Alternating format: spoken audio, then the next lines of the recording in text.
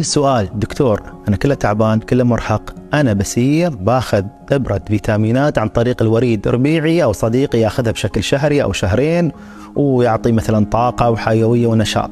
في الواقع هذا كله تجارة وكله مقصة على لهجتنا. ليش؟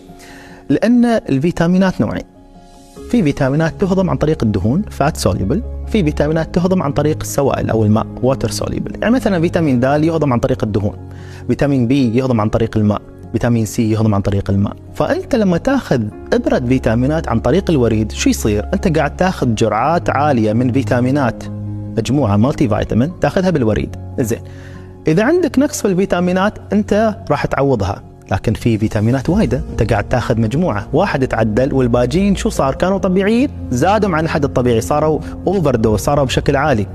شو راح يصير؟ الفات سوليبل، الفيتامينات اللي تهضم عن طريق الدهون، وين راح تروح؟ راح تتجمع في الدهون عندك اللي في الجسم، راح شو تسوي لك؟ تسوي لك تسمم، تسوي لك هايبر فيتامينوسز، فتسوي لك حصى وفشل كلوي، وفي ناس دخلت في فشل كلوي بسبب فيتامينات زيادة.